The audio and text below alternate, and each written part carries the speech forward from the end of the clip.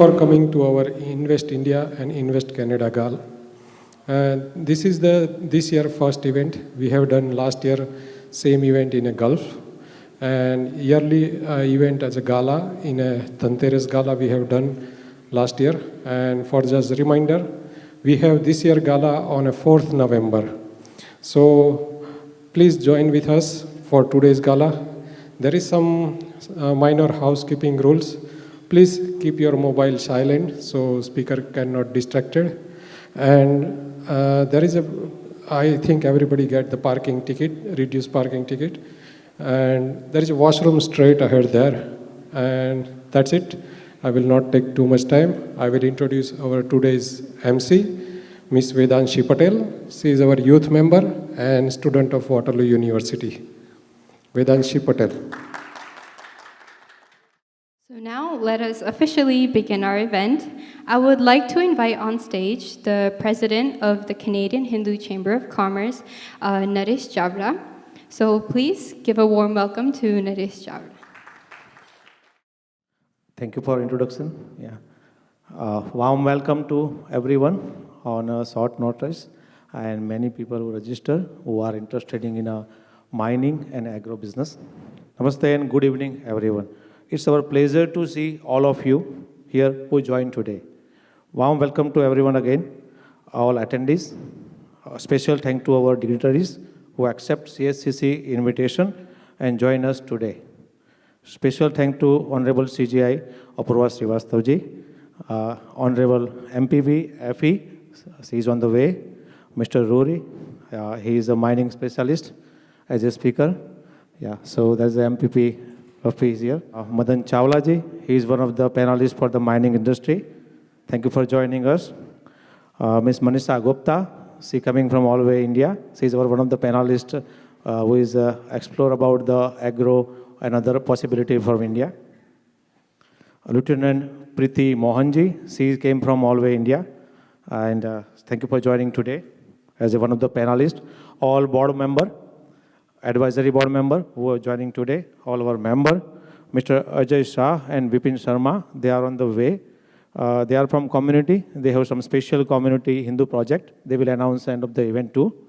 All attendees and main important our volunteers and the venue Holiday Inn. Thank you very much for today's event. Invest India, Invest Canada. So as a Canadian Hindu Chamber, largest Hindu community in the world is in India. So every year we do one event specifically for possibility of investing in India, how we can grow this possibility. Same way, invest in Canada, which is our Karma Bhumi. And last year we have a very successful event in a Gulf. And the city of Gulf like is a small, comparatively small town compared to GTA, and a very successful event. And there is a fruitful result also from that event. So continue processing that. This year we have a Invest India, Invest Canada event. We choose the sector mining from Canada. So gold, diamond, and many other mines product actually. Canada is one of the biggest country, and there is a big opportunity. And I strongly believe from today's event, many businessmen and attendees get benefited for this industry and opportunity in mining. Same way, agro product from India. As Honorable Prime Minister of India focus on many agro product export from India, and there is a big possibility to do the business export from India in agro product. So that's our main theme for today's event. So definitely, I believe all of you will definitely enjoy and get benefited from today's event. Thank you very much for coming again. Now, to shed light on some incredible opportunities and initiatives in India, we'll be presenting Invest India video.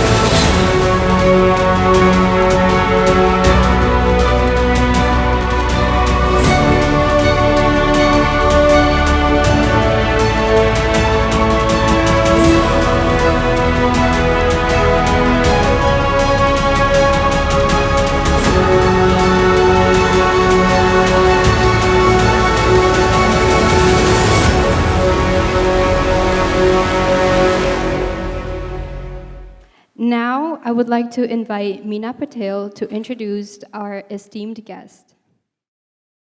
Good evening, everyone. Thank you, CHC, having me opportunity to introduce Consul General of Ms. Apurva Pradip Srivastava. Ms. Apurva Srivastava is a career diplomat, having joined the Indian Foreign Service in 2001. In her 21 years diplomatic career, she has served twice in Indian Embassy in Paris and twice in Indian Embassy in Kathmandu. In the headquarters, she has served as Undersecretary at SAARC, Director at Administration, and Joint Secretary at External Affairs Minister Office. Ms. Apurva Srivastava holds a Master in Psychology from the Lucknow University. She speaks Hindi, French, and English. I'm glad to invite Ms. Apurva Srivastava on a stage and have a few words.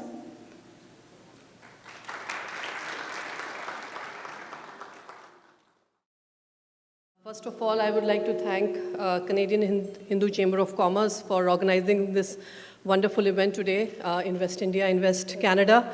It's about the two-way relationship. Normally, people do Invest India or Invest Canada separately. But this is a great initiative where we talk about collaborations and not, getting investment from one country to another, but it's about collaboration and cooperation. So congratulations for that. Also, last year I attended your first thing in Gulf, and you were saying, Nareshji, that it's a small city, but it has very strong links with India. It's the University of Gulf. Currently, we just signed an MOU with them for establishing of an India chair just 2 months ago. So. And our former High Commissioner, Mr. Vikas Swarup, also is a visiting faculty there, and he was awarded a doctorate degree from University of Gulf. So, and they are more keen of having this relationship with India more stronger. Yesterday, we have ongoing sessions on Ayurveda because the director of All India Institute of Ayurvedic Sciences is here in Toronto these 2-3 days, and we were having a discussion with the University of Gulf of having some kind of research team in Gulf University to research about Ayurveda, because this is such an important thing for our country. It's a traditional wisdom which we have. First of all, this is a great initiative because, and a very timely initiative, because India and Canada are currently negotiating EPTA, the Early Progress Trade Agreement. You might remember that last year our Commerce and Industry Minister, Mr. Piyush Goyal, was in town, and he really lauded the efforts of the Indian community here, and he met a lot of community members for increasing the business cooperation between our two countries. India and Canada are natural partners. We are strategic partners. Our bilateral relationship, the business relationship, the bilateral trade is close to 13 billion, which is very less. I mean, if you're talking about 3 days trade between US and Canada, so I think efforts like these will definitely help in increasing the thing. One very good story about India and Canada relation is the investment story. So the Canadian pension funds and institutional investors have invested around $70 billion in India. In fact, Brookfield is now the largest institutional investor in India across the world. It was earlier Blackstone, but now it's Brookfield. And this has happened in last 6 to 7 years because in 2015 it was $5 billion and it has increased to $70 billion, which speaks a lot about the confidence of Canadian institutional investors in the growth story of India. Coming to the growth story of India, I just wanted to offer you what kind of rapid transformation that is happening in India currently. We are at the end of celebrations of our 75 years of India's independence. This 15th August, these celebrations will be complete. 75 years ago, when India was freed from colonial rule, the Indian economy has been reduced to less than 3% of the global GDP. In these 70 years, India's growth story has been impressive, from agricultural production to nuclear and space technology, from affordable health to world-class educational institutions, from Ayurveda to biotechnology, from giant steel plants to becoming an IT superpower and becoming the third largest startup ecosystem. The impressive growth story, currently we are the fifth largest economy of the world. The most populous country in the world, we have surpassed China and we are 1.4 billion. And this population is very young. We are like, the average age of Indian is 29 years of age, where the whole world is aging. We are 29 years of age and we'll be youngest till 2070. So this is the power and the talent of Indian people. I mean, you have seen a lot of CEOs from all the multinational companies, be it, all IT companies, are Indian origin CEOs. And these people have born and been educated in India and then went to bend abroad for later studies. But this is the strength of India, the talent pool of India. It's the world's largest economy. The world's largest democracy is emerging as a leader in the climate change and is a growing market, of course, because of 1.4 billion people that every business wants to enter. If we talk about our diaspora, we are 32 million diaspora all across the world, and close to 2 million are here in Canada. And the Indian students have become the largest chunk of international students now.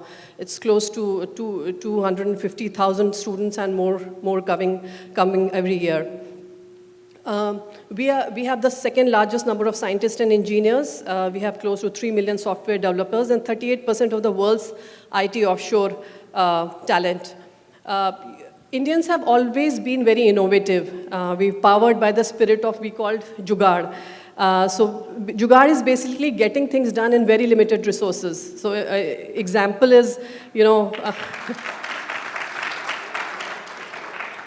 our Mars orbiter mission, the space, which we sent to Mangalyaan, cost which around $73 million, and which was less than the cost of the Hollywood movie Gravity and The Martian. So this is the kind of thing, and examples of Jugaad, Jaipur Foot.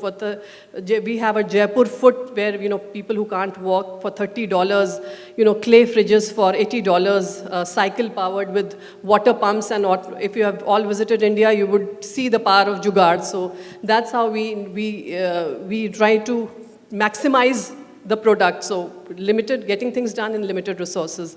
Another huge thing which is happening in India is the digitization. The startup and the digitization. So India has 1.2 billion telephone connections, 800 million internet connections. And if you visit India, you'll see every little, even the street vendor, the person who prays for you in temple, the person who's sitting on the floor and selling vegetables, everybody is taking digital payment.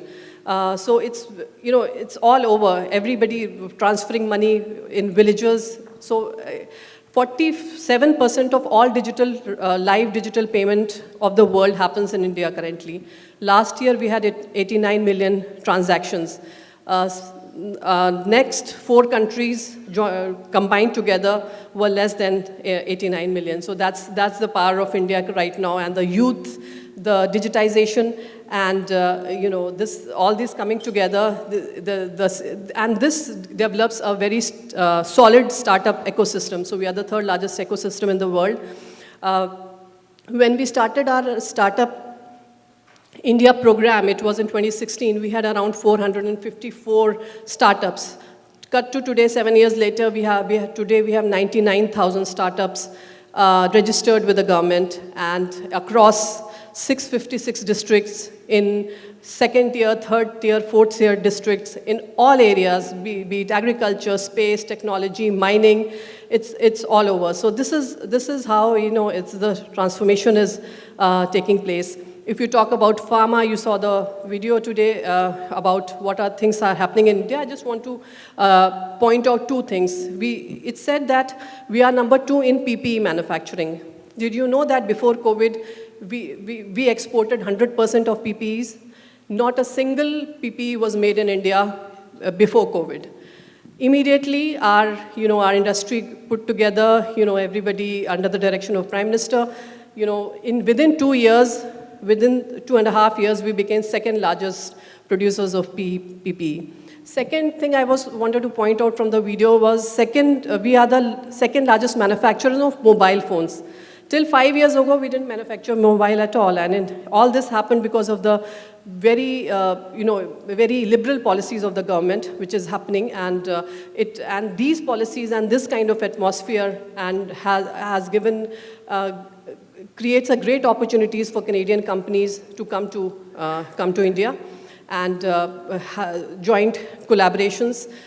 Today's two topics are very timely. You're talking about agriculture. Of course, agriculture is a very important component because 70% of our GDP is based on agriculture, and a lot of people are employed. So that's a very important sector for us. Of course, Canada also has very important agricultural sector, but there's a lot of difference because of the amount of land that is owned by Indian farmers, which is very less than 2 acres, and of course the Canadian farmers have much more land. So there's a difference, but of course there's a lot of complementarities, a lot of pulses we import from Canada. Another thing what I would like to tell you about is this, and at the behest of India, 2023 has been declared as International Year of Millets by United Nations. That's another very important component. Millets are very sustainable. They need very less water. It's grown by very small farmers, so it increases the livelihood. Plus, the crop cycle is very less. It's 2 to 3 months, so it's very sustainable and can be grown in arid areas. Mining is another area. Of course, Toronto has the biggest mining fair in the world, PDAC, and we have somebody from Timmins, we have an expert from Timmins. So definitely we always attend the PDAC, but there's a huge potential of collaborations. We have just recently have our new mining policy, and we were looking at a lot of junior mining companies to go to India and look at the minings in India. We recently have found uranium stores in India, lithium, a lot of lithium in India, in Kashmir. So there's a lot of potential on these two areas which you have selected, and I'm glad that you have focused your attention on 2 areas and not doing a general discussion. This is very important, and my best wishes for this discussions. And the consulate is with you, the High Commission is with you, to any facilitation, any connections required with India. And I would like to invite all of you to India, the people present here, the panelists, Honorable MPP who is present here, invite India to see the changes that is happening in India and increase the collaboration. Thank you so much. I'd like to request the CGI to stay on stage. On behalf of CHCC, our President Naresh Chavda and General Secretary Maharishi Journey have written a letter addressed to our CGI. So I request them to come on stage. As well, I request the BOD to stand on the side of the stage as I read this letter. Respected CGI Apurva Srivastav, on behalf of the entire Canadian Hindu Chamber of Commerce, we gather here today to bid you a heartfelt farewell and express our deepest gratitude for your exemplary service as Consul General. Your unwavering dedication and commitment to fostering strong diplomatic ties and assisting countless individuals have left an indelible mark on our community. Under your visionary leadership, you have not only upheld the values of diplomacy, but also embodied them in every interaction. Your tireless efforts in promoting understanding, fostering cooperation, and resolving complex issues have earned you the respect and admiration of all those who have had the privilege of working with you. Your profound knowledge, diplomatic finesse, and compassionate approach have been instrumental in bridging cultural divides and strengthening international relations. Through your guidance, countless lives have been touched and numerous challenges have been overcome. Your unwavering dedication to public service has been an inspiration to us all. Beyond your professional accomplishments, we want to acknowledge your unwavering integrity and genuine care for the well-being of everyone you have encountered. Your open-door policy, attentive ear, and willingness to go the extra mile have made you not just a respected leader, but also a trusted friend and mentor. As you embark on the next chapter of your life, we know that you will continue to leave an indelible impact on the lives of those you encounter. Your legacy will endure through the relationships you have fostered, the bridges you have built, and the values you have championed. As we bid you farewell, please accept this gift as a token of our deep appreciation and a symbol of the profound impact you have had on our organization and the wider diplomatic community. May it serve as a constant reminder of the gratitude, respect, and admiration that we hold for you. Wherever your path leads, we have no doubt that you will continue to shine brightly, leaving a trail of diplomacy and goodwill in your wake. We wish you every success, fulfillment, and joy in your future endeavors. Farewell, dear Consul General, and thank you for being an exceptional leader. With sincere appreciation, President Naresh Chavra and General Secretary Maharishi Jaini. Now, we will be presenting Invest Canada video. The availability of talent is key for our ambitious growth plans, and not any talent, highly skilled talent. Canada has a big advantage in this regards as well. The other advantage you have in Canada is just the ESG. Part of the way we do business in Canada, governance, community outreach, we've got a history and a culture of mining here, so we know what it takes on the S and the G side, but when you look at the environmental, Canada's got one of the cleanest grids in the world. So Canada's got the good fortune of having one of the richest endowments in the world for the cathode and the anode materials that you need for batteries. So our new net zero hydrogen energy complex will help to decarbonize various sectors across Alberta and Western Canada. And Edmonton will be home to the lowest carbon hydrogen network in the world. We are known for our quality of grain, our quantity that we can produce. We're a real pulse powerhouse. Companies are seeing the talented workforce we have to offer in Canada and are taking advantage of that commodity.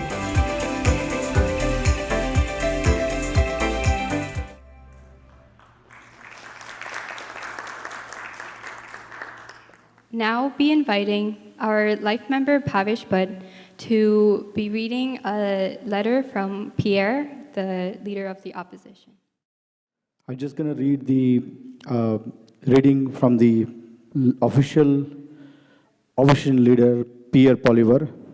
It is a pleasure to send warm greetings to everyone at the Canadian Hindu Chambers of Commerce as you come together for Invest India, Invest Canada 2023.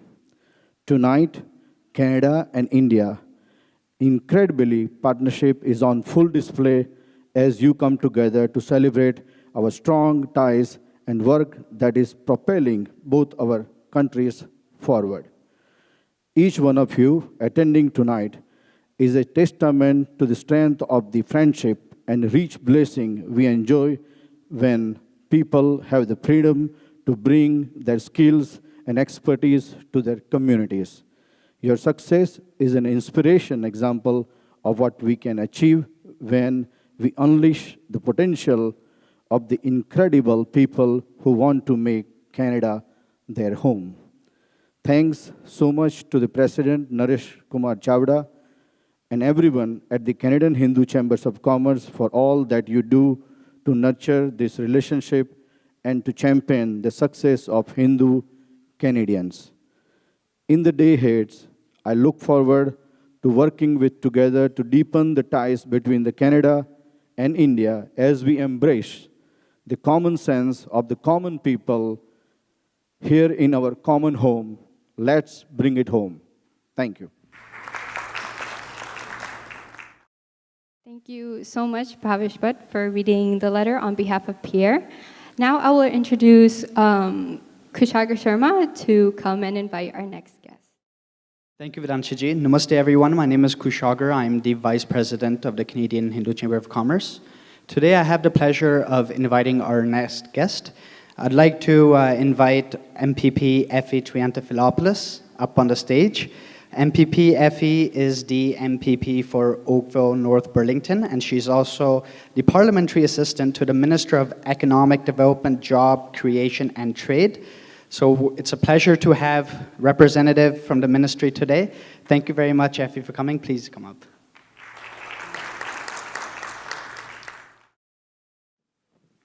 Good evening, everyone, and thank you very much, Mr. Shada, the President of the Hindu Chamber of Commerce, for the invitation to join you. I am really delighted to be able to be here, and it is on behalf of our Minister, Vic Fedeli, the Ontario Minister of Economic Development, Job Creation and Trade, who regrets that he could not join us this evening. And on behalf of Premier Doug Ford and the Ontario government, we would like to thank the Canadian Hindu Chamber of Commerce for your dedication to fostering economic growth and strengthening trade relations between Canada and India. This event is all about strengthening existing relationships and forging new partnerships among industry leaders, while also exploring opportunities for meaningful growth and investment across a wide range of sectors. And I know the Consul General mentioned one of them this evening, which is the mining sector, in which there's a great similarity between India and Canada. To all of those here, and especially those who have traveled a distance to join us, thank you for your presence this evening.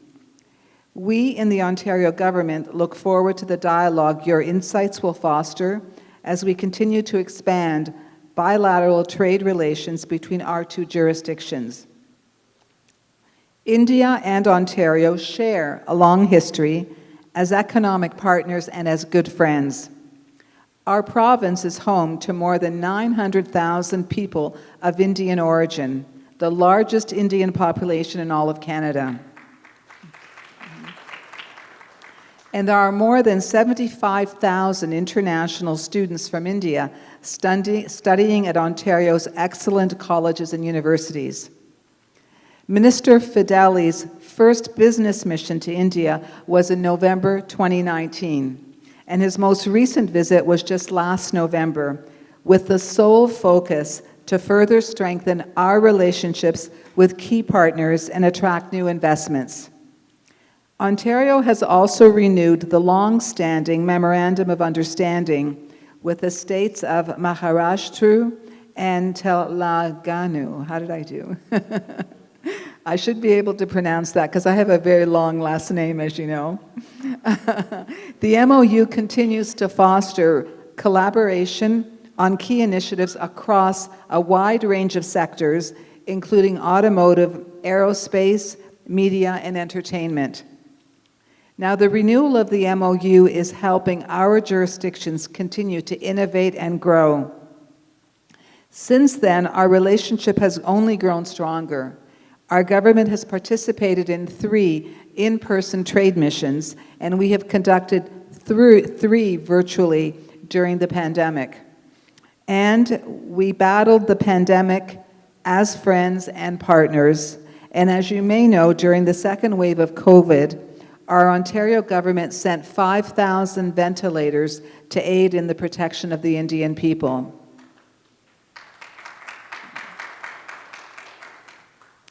In 2021, the two-way trade between Ontario and India was valued at $3.7 billion. And there are now almost 700 Indian companies operating in Ontario, and almost more than 100 Ontario companies that have a presence in India.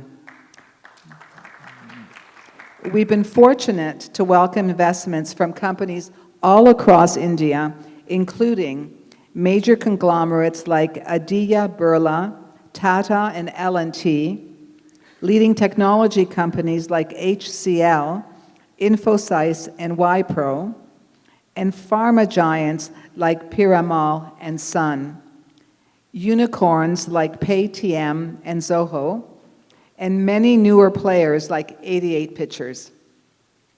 They have all leveraged a presence in Ontario as part of their North American growth strategy and affirmed the support by our trade and investment offices in New Delhi and Mumbai. As our eyes and ears on the ground, the trade and investment offices play a key role by helping Indian companies unlock opportunities in Ontario and supporting Ontario companies in doing business in India. To those of you who have already seized on these opportunities, congratulations. And thank you for placing your trust in Ontario. And for those exploring the prospect of expanding to North America, we look forward to discussing how we can help support the growth of your business or investment in Ontario. You are our partners, and we are friends.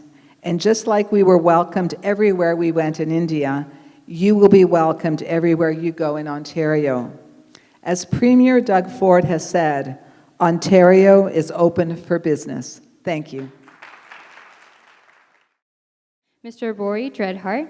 Rory Dreadhart is from Timmins, Ontario, and he runs a small software company related to the mining industry. So now please give a warm welcome to Mr. Rory Dreadhart. Extending an invitation for me to come and speak to you folks. The consulate spoke about the youth and how, how inspiring they are, and I got to tell you a little story is that when I first came in here, our MC was asking me for a small bio, and I was just speaking, off the cuff, and here she was typing away, listening. And I'm sitting there, and I asked her, I said, "Are you typing that?" And she said, "Yeah." And I said, "Well, that's an impressive multitasking, I got to tell you." Anyways, Clear Sky Software, who are we? Well, we're a small organization. We're pretty dynamic. We have, let's see here, four staff members, 2 engineers, and myself. I'm in charge of business development. We've been extensively involved, as Frank would attest. Cherno, he happens to share an office maybe 20 feet away from me. Anyways, we've been involved in the mining and forestry industry for the last 10 years, and specifically, we produce events. And it's been my task to produce the software for these events. And so we had the consulate talk about PDAC, and we happen to think that there's a bigger and better mining show up in Timmins, Ontario, called the Canadian Mining Expo. And so I produced the software behind that. We have an event that also takes place in Thunder Bay. It's called the Central Resource Expo. We've done some forestry events in the past. And I got to tell you that, nothing about, what is it, the saying, innovation. When you have to do something, nothing like a pandemic that forces you to innovate. So we had to create a virtual platform, and we were behind that, and I spoke to the consul, and I thought it was a perfect segue into bridging those awesome engineers from India with our mining manufacturers and forestry producers and keeping them competitive and at the cutting edge. And I said, I would like to talk to you about producing one of those things. About 10 years ago, we started a portal called Mining Life Online. And I'll speak a little bit more about that a little later. And I should mention also that we have an interest in developing a gold app. It was bridging, connecting the refineries in India with our intermittent gold producers. The big boys probably already have their refineries all lined up, but the smaller guys may not, and it would be an awesome opportunity. Maybe we can talk about some Canadian investment and in placing those Indian refineries here, or I don't know if we can ship gold across the sea, but who knows? Let's moving on. So like I said, 10 years ago, we started a portal called Mining Life Online. Mining Life Online was the mining community, and we had, about 8,000 suppliers in the portal, and we had a number of mines connected. The challenge with the portal was updating.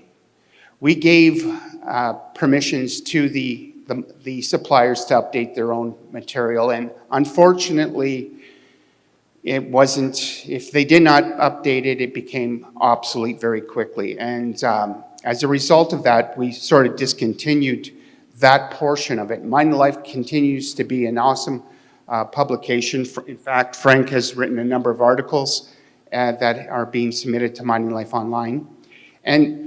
But which brings us to this new supplier data platform. So what we envisioned, or what I thought was, what we thought would work, was a procurement platform that tied manufacturers or the procurement staff of these manufacturers with suppliers. In the industry, they call it a punch catalog. And all it really is the ability for the procurement staff to compare comparable products with, if I'm looking for bearings or I'm looking for tires, I could pull up a list of tires from different manufacturers and look at them. And so we want to focus almost exclusively on building that relationship. So what do the manufacturers want? Oh, hang on a second. Let me put my glasses on. I have some notes here. So they want to see quality products and services. If they're going to buy things from you, they want to make sure that it's good quality. What's also become very important, and it was mentioned in the Canadian video that was presented, that environmental social governance is now becoming really, really important. In fact, they call it second-tier governance. So not only are they looking to be environmentally social governance, but their vendors have to be. So they're pushing it down the line. If they want to buy from you, they want to make sure you're environmentally, socially responsible. They also want to know that you have the capacity to meet demand, and they like transparency. I've had the opportunity of speaking to a number of different procurement staff, and one of the things that we're going to be introducing in our platform is real-time pricing and delivery, the ability to compare products across with multiple companies. And it's interesting, they like to be able to communicate with the right person and not waste a lot of time. So communication will be very important in this platform. Also added was the ability to manage supplier relationships. So the manufacturers won't necessarily see this, but the procurement staff will talk amongst themselves within the company and say, this is an awesome company to deal with. Maybe they're not so good, they don't hold up, but et cetera, et cetera. And of course, knowing the current status and compliance with the ESG. What do the suppliers want? Well, it's easy to connect. They just want, the onboarding process has got to be really simple, right? If you want people to use the program, it's got to be simple. One of the things that we learned is programmatic updates. So we can't necessarily rely on you folks to update your material. So we'll go in and we'll parse your sites. We'll do everything programmatic. One of the side effects or one of the benefits of doing something like this is leveraging economies of scale. Hopefully, if we could, if not today, but in the future, if we start to ramp up and we start seeing a lot of people using the program, we could attach some type of logistics solution that takes advantage of, multiple organizations buying products from and placing them, they could take advantage of logistics economies of scale. Ongoing support the suppliers want, and of course, lastly, return on investment. Moving forward.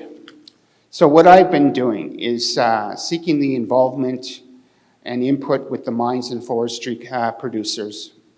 I think we had an event a couple weeks ago, and I might have spoken to about 10 different mines.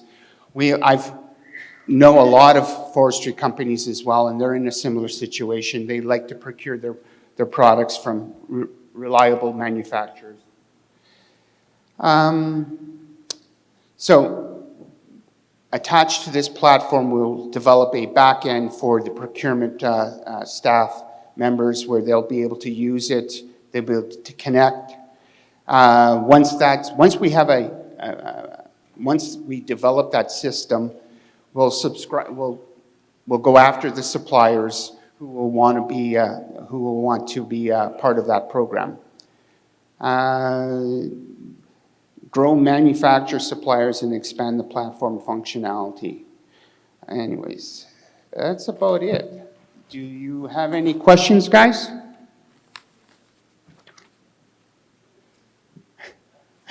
Okay, thank you. Oh, we got one from Frank. So exactly, if I wanted to use this software, where do I go to? How do I log in? And what do I have to do? Let's say if I'm a supplier, what do I have to do to contact? Good question. Well, we have an existing platform that we've developed. It's Mining Life Online. And that platform is going to be downsized. In fact, one of the challenges with that platform is it's everything. And we want to focus almost exclusively on the procurement supplier end user relationship. So what we would like the course of action that we identified moving forward was first speak to the mines or the end users, and they will have input on the development.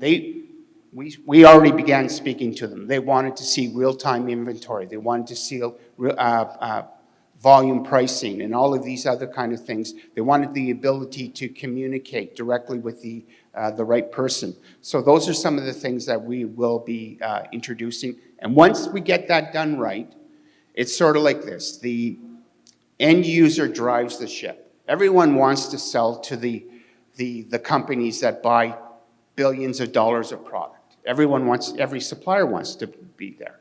So we just need to create the right platform for them first. Yeah. Do you have a distribution partner in India already? Well, no, I don't. But I spoke to the Consul General, spoke to the Chamber of Commerce, and we're going to be developing a bit of a relationship later. One of the things that I would like to do with the folks in India is maybe we created a virtual platform. We had, during the pandemic, that's how we got together with our industry partners, was we put them on a platform. In fact, one of the platforms was a meet the purchasing agent. And so what happened was suppliers booked appointments with the procurement staff and introduced their company. It was sort of like a speed dating thing, So the one procurement staff would have literally 30 appointments during the day. He would have 10-minute intervals. He would speak to the supplier. They would just make very soft contacts like, hi, this is who we are. Are you interested? Yes, no. These end user, the manufacturer, the procurement staff member had the right to decline the interview. So the supplier would submit to them a request to meet, and the procurement staff member would choose whether or not they wanted to meet with them. But most of them ended up meeting with them. That would be something that I think would be awesome. Okay, cool. Yeah, that's better.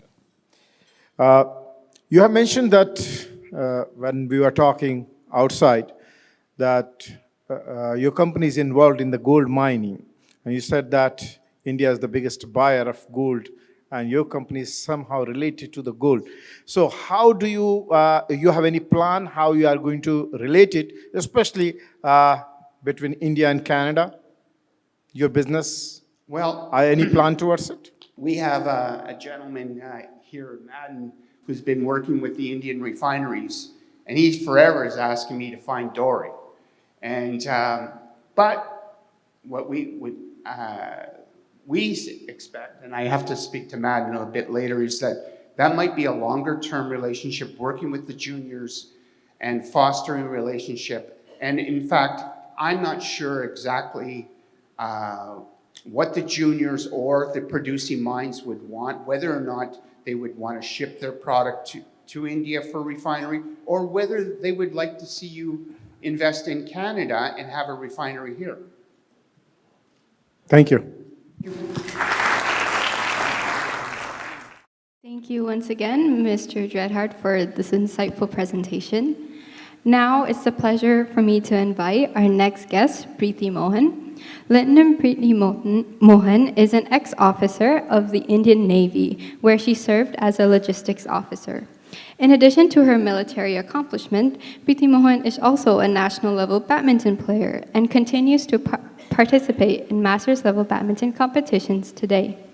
She is the president of the Panache Foundation, an NGO that works towards empowering women nationwide and actively involved in various initiatives. She is an active member of the Jammu Kashmir Federation and brings together over 250 NGOs working towards education, health, environment, and sports. So without further ado, Preeti Mohan.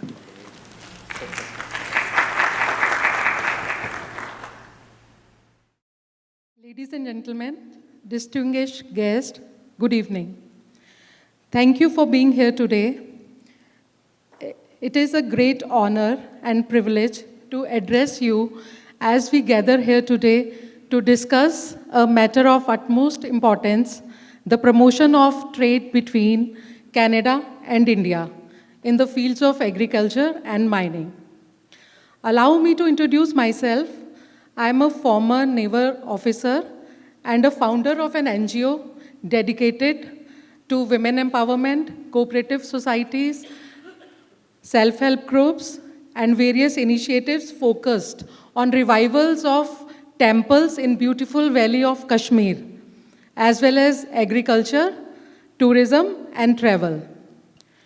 Today, I invite each and every one of you to join hands in our collective endeavor. Together, we have the power to catalyze growth, nurture economic partnerships, and strengthen the bond between Canada and India. In the moments to come, I will present to you the remarkable investment opportunities that await us in the magnificent land of Kashmir. Kashmir is blessed with a wealth of natural resources, including fertile land for agriculture, vast water resources, valuable minerals, and lush forests. These resources create investment opportunities in sectors such as agriculture, hydroelectric power generation, mining, and timber industries. One of the promising investment prospects lies in the agriculture sector is the apple industry. Jammu Kashmir production of apple is widely recognized. Apples from Jammu and Kashmir are not only consumed domestically, but also exported to various parts of the world. The government of India is providing subsidies to apple growers and has introduced support to modern storage facilities in the form of CA stores, that is controlled atmosphere stores. And the other is Kesar and lavender crop. The Kesar, saffron, which is very famous, that Kashmir saffron industry has a significant presence in domestic and international market. This presents excellent opportunities for trade and investment in this high-value spice. And one Kashmiri honey is renowned worldwide for its unique properties and potential health benefits. This beekeeping industry of Kashmir plays a vital role in honey production and can offer further investment opportunities. Beside agriculture, the region's mining sector holds promising prospects: limestone and gypsum mining. Investing in mining operations and associated processing facilities can cater to the construction industry demand for these materials. And coal mining, investment in coal mining can provide a reliable energy source and contribute to economic growth of both the countries. Granite and marble mining. Kashmir possesses a variety of attractive and high-quality granite and marbles. Investing in mining and processing these mining minerals can meet domestic and international demand for construction and decorative purposes. And the other mining is gemstone. The region, is known for its gemstones, including sapphires, rubies, and other stones. Investing in gemstone mining and establishing gem cutting and polishing units can tap into the precious stone market. And one is clay and ceramic industry. Kashmir has abundant clay deposits suitable for ceramics and pottery. It's important to conduct through market research and assess the regulatory requirements and consider the environmental and social impact of any investment before proceeding. Consulting with local experts, government agencies, and industry professionals will further help in making informed investment decisions. Moreover, after the abolishment of Section 370 in Jammu and Kashmir, new avenues for economic development and investment opportunities have emerged. Due to the efforts of our Honorable Lieutenant General Shri Manoj Sinha and his dedication, many foreign nationals have invested in Kashmir, and this region has seen significant growth and potential across various sectors. Some key sectors are tourism. With the breathtaking landscapes, serene lakes, and picturesque valleys, Kashmir attracts tourists from all corners of the world. This opens up exciting investment prospects in hospitality, tourism infrastructure, adventure sports, ecotourism, and related venture. And now, in last month, there was G20 summit also held in Kashmir. It was on film tourism, and it is a very great achievement for Jammu and Kashmir. Government initiatives, both the central and state government, have been actively promoting investment in Kashmir. They have introduced various initiatives and incentives to encourage business growth, including tax benefits, subsidies, and streamlined administrative procedures.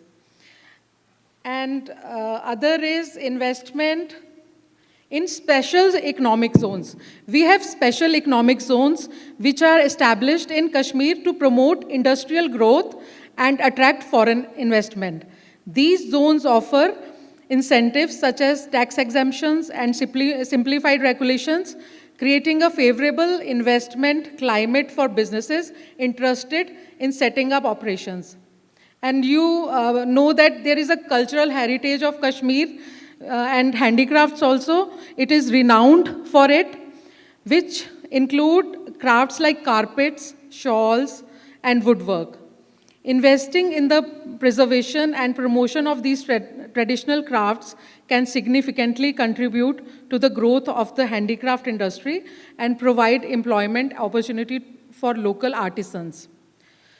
By capitalizing on these opportunities and forging strong economic partnership, we can foster growth, create employment opportunities, and strengthen the bond between Canada and India. Let us join hands and embark on this journey together, leveraging the remarkable prospects that await us in the beautiful land of Kashmir. Thank you once again for your presence and your commitment to advancing trade and investment between our nations. Thank you so much. Thank you so much, Preeti Mohan, for this informative talk. Now I will be handing the mic over to Manisha Srivastava. Manisha Srivastava is our life member, and she has been teaching in the Toronto District School Board since 2007. She will be handling our panelist section for today.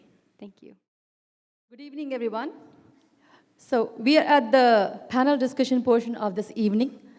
I'm going to be the moderator for this panel discussion. So we will begin this section by inviting our respected panelists on the stage. So each panelist will be given 3 to 4 minutes to speak about themselves. At 3:30 minutes, I will show you the 30-second card, cue card, actually. So we will begin this section by inviting Mr. Frank Giorno to the stage. He writes about mining for Mining Life and Exploration News Magazine, www.mininglifeontarioonline.net. He has worked with Canadian TradeX, the publishers of Mining Life and Exploration News since 2012, and also has undertaken media relations and organized the grand opening for CME 2023. In 2015, he helped to promote the visit of the India delegation to CME 2015. Frank is a writer, photographer, researcher with degrees in political science and journalism. He worked as a reporter with the Brandon, Manitoba Sun, Mining Life, and www.timmonstoday.com. He was a provincial and municipal civil servant for over 20 years, from 1987 to 2008, and the Director of Research for the Canadian Environmental Law Association for 7 years, from 1981 to 1987, and the Communications Manager for the Mushkego Walk Environmental Research Centre in Timmins, Ontario, Project on Energy Conservation 2010 to 2011.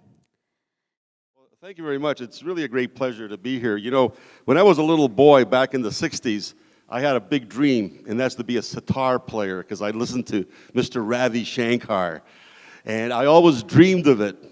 I didn't quite materialize, but I got involved with mining, and I met a great bunch of people in 2015 as part of the India mining delegation to the Canadian Mining Expo 2015. So yes, there's a lot of opportunity for investment between Canada and India. There are things that India needs in terms of mining supplies, mining technology, gold and other minerals, and there's things that Canada has that can help in providing the minerals and also the technology. So it's a great opportunity. But with every partnership, there's always the need to renew. And as I've been doing this investigation for the presentation, I've noticed that India, for example, is the #2 market in the world for gold. Yes? And everyone knows about the festivities, the weddings, the birthdays that are celebrated with the gifts of gold. Canada is the #4 gold producer. So you'd think that there's a natural type of, relationship there. But what struck me is this. When I looked at the annual sales of gold between Canada and India, and my friend Madan Chawla tells me there's been efforts for the last 40 years. Anyway, the chart I found covers 30 years. And it starts off very low in the 1990s, and then it grows gradually up to 200 million in 2015, 16, 17, 18, and then it drops.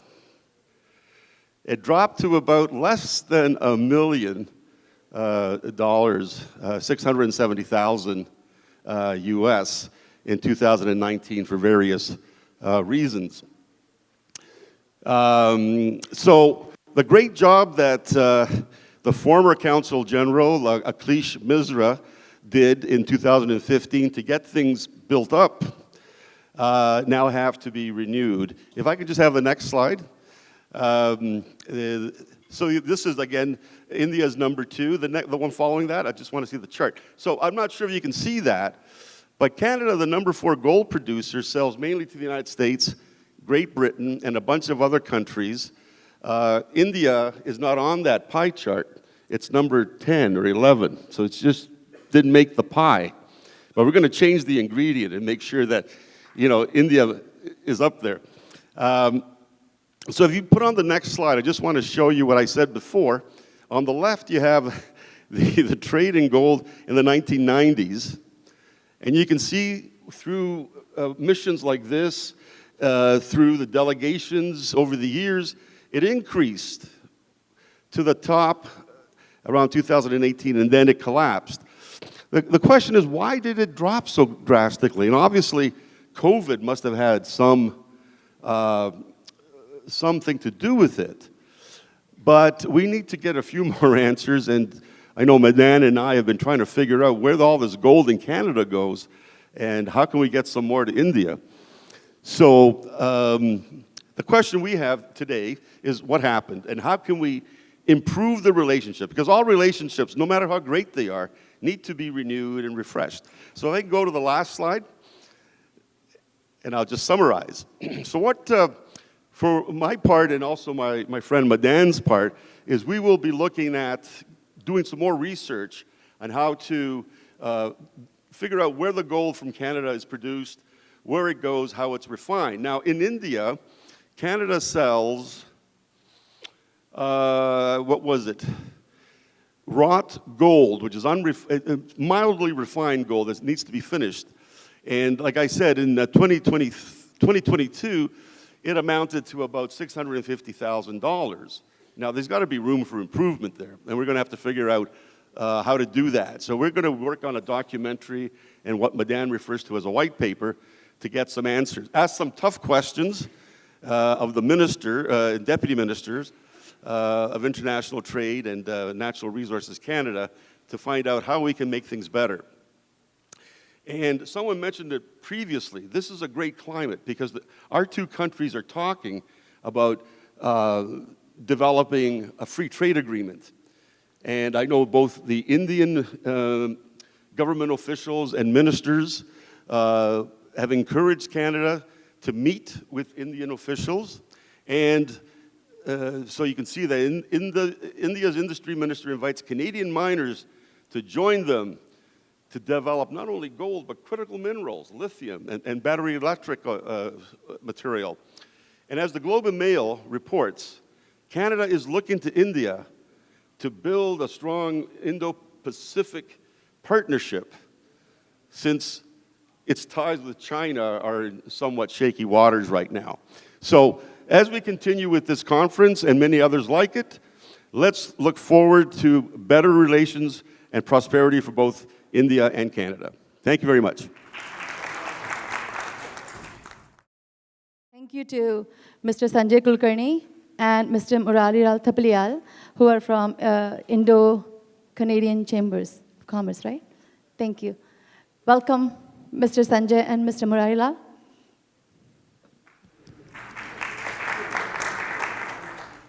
Mr. Muralilal ji, can you please stand up? And Mr. Sanjay, can you please also stand up? So.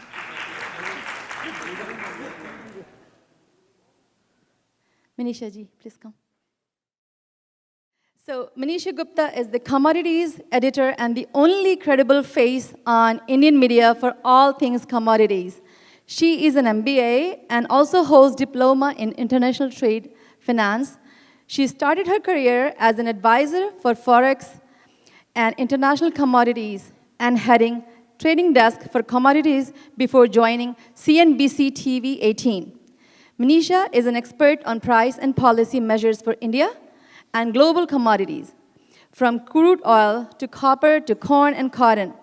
Manisha is the expert voice. She also has won major awards for the best coverage on commodities from various prestigious institutes and forums. Manisha leads the commodity coverage on CNBC TV 18, CNBC Awaaz, Money Control, and occasionally in Gujarati on CNBC Bazaar.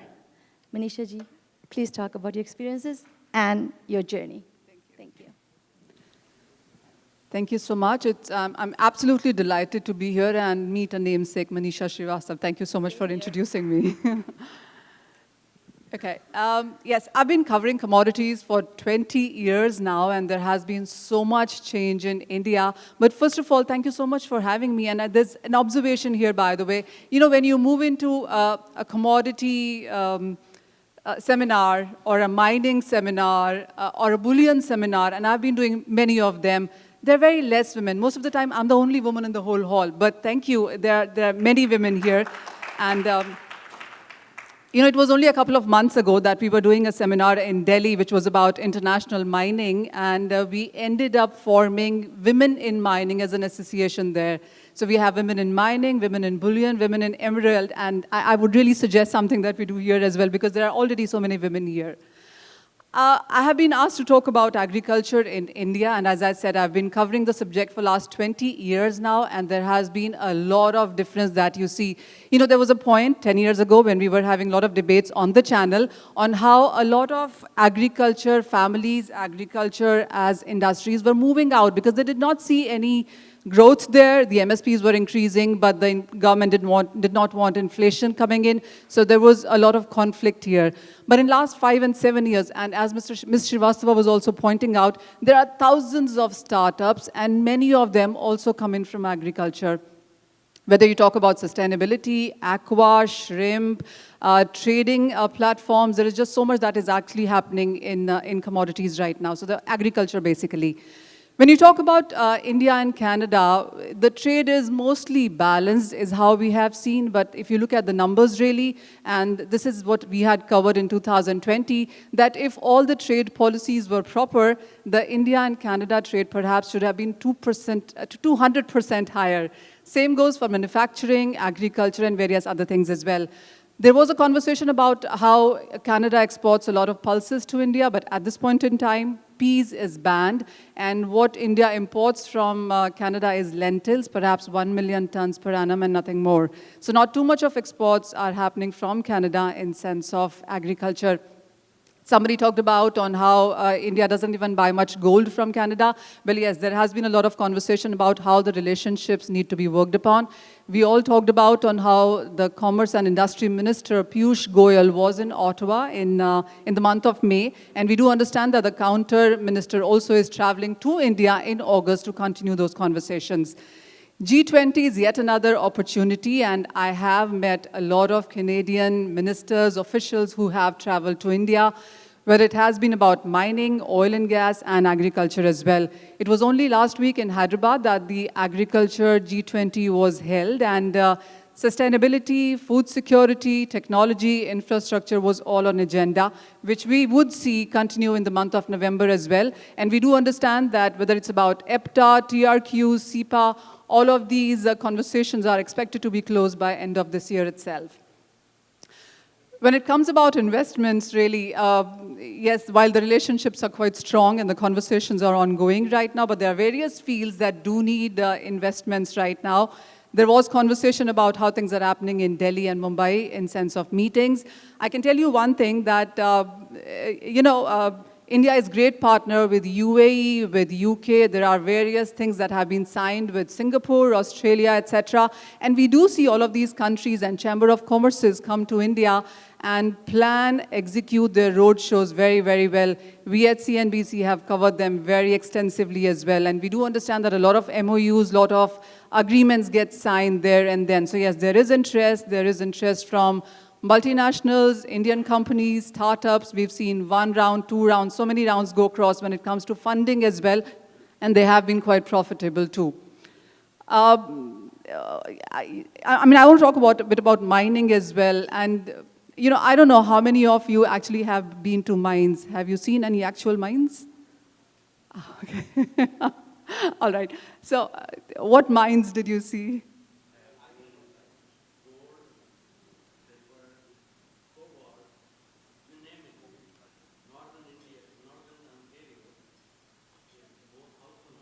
Absolutely. So I would really invite you to India as well for this because, apart from mining, there's a bit of a tourism that's opening up in mining as well. So whether it's about iron ore mining and gold mines, yes, we've seen them in various countries there. This is one area, one sector that India is looking for a lot of investments to. So whether it's about refining or it's about mining, especially in India where we import all of our gold, there's a lot of investment that markets are looking at in mining as well. I'm sure the conversations are going in the right direction, and I think most of the discussion is what we would do on panel as well. Thank you. Thank you, Manisha ji. So we would also like to welcome Mr. Shubhan Krishan, Consul General, CGI Consul General, Commerce and Policies. Thank you. Rakesh Tiwari ji from Hindi Times. Lalit Thakur ji from Gujarat Weekly. Shilpesh Parekh from Gujarat Abroad. So our third panelist is Mr. Jagdish Patel. Jagdish Patel ji, please come on the stage.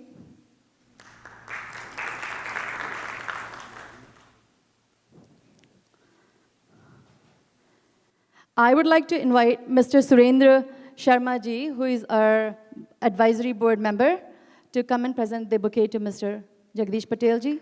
Jagdish Bhai Patel is a professional engineer with mining engineering degree from National Institute of Technology, Raipur, India, and Master of Business Administration from Bond University, Australia. He has more than 30 years of experience in the mining industry, mostly in precious metal mining, diamond and base metal mining. During his career, he worked in India, South Africa, Canada, and Mexican mining industry, from mining operation, technical services, consulting, and health and safety industry. He is a resident of Mississauga, Toronto, and living with his wife and 2 children. He has been involved with the community since landed in Canada in 2005. He is the ex-president and trustee of Bharati Cultural Association of Ontario, and currently president of Federation of Gujarati Associations. Jagdish ji, we would like you to share your experiences and journey with us here. Thank you. Thank you, Manisha ji. Thank you so much.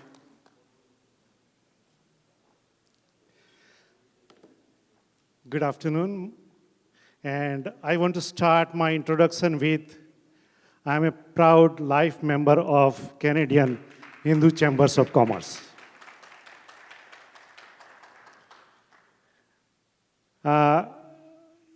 And really, really delighted to be here because it's all colleagues and friends of CHCC.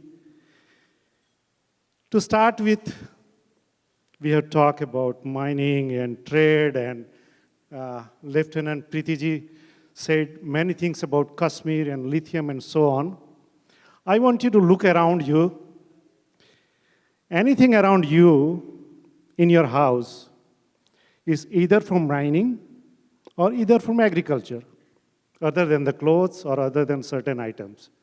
And this is the perfect platform for CHCC to look into in detail so that we can see what's happening between India and Canada. I left India a few years ago, so what I'm going to do is focus on the Canadian mining. And something interesting to tell you that mining is a long-term investment, and it's not like a just quick return. You set up something and tomorrow you start getting the return on your investment. Having said that, just to tell you, mining, when you start one hole, or when you wanted to start something, for example, let's say gold or let's say diamond, then you have start drilling, build up the model, evaluate it. If it is better, then go for the studies, pre-feasibility studies, go for the permit, mining permit, water permit, deal with the community. And once you go through everything, then you start building up the development. Once you start the development, then it comes the mining real return. So it's about 10 years, 7 to 10 years you can looking at the investment. Having said that, that is not the only way to look at the mining. You can do in a different way. You buy it out, you strategize, you merger and acquisition, you can do it. So there are different ways, but the first thing you need to understand the mining, if it is worth or if it is not. What I'm going to focus now is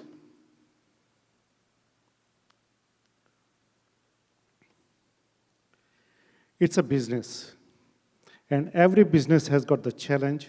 Every business has got the opportunity. When I look at the Canadian mining, it is strictly and very strictly monitored, and you have to comply with laws of the land. When I said law of the land, it is mining laws, it is environmental laws, and it is labor laws. So you have to be very careful when we do the mining. Second thing, just wanted to tell you about the, what Frank said. In 2021, the mining output from Canada was $55.7 billion. Out of that, gold was 13.4, something like 25%, and rest of the mineral were copper, coal, nickel, and so on and so forth. The most interesting thing is, in Canada, we are number one in potash, which feed the rest of the world. Number two, in a niobium. Niobium is a metal that you use it for aerospace industries, you use it for semiconductor, you use it for many things. That is Canada is number two in the world, and number three in palladium. So you can see Canada has got a lot of potential to invest into it. On the other hand, when Preeti ji said that there is a lithium deposit in Kashmir, now Canada has got expertise in certain things compared to India and compared to the rest of the world. It's a technology, it's a safety techniques, and it has got the most competitive advantage in terms of the technical services in mining. So Manisha is looking at me, and I have to stop it here. But other than that, I'm sure that you will enjoy it. If you have got anything to ask about diamond, I work for the diamond, I work for the gold, I work for the precious metals. So if you got anything, just let me know. I'll give you the more detail. I can speak on technical services for hours and hours. Thank you so much, guys. I'm sorry, Jagdish ji, we are running out of time. So our next and final panelist is Madan ji. Madan Chawla ji, please come on the stage.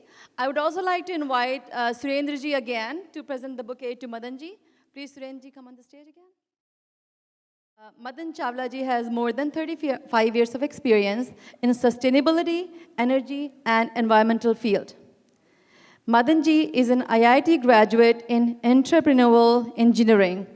He further went on to study at Osgood Law School. He finished his Bachelor of Science in Electrical Engineering from Aligarh University. So as you can see, he is very well educated, very well learned. Thank you, Madan ji. Welcome. Thank you.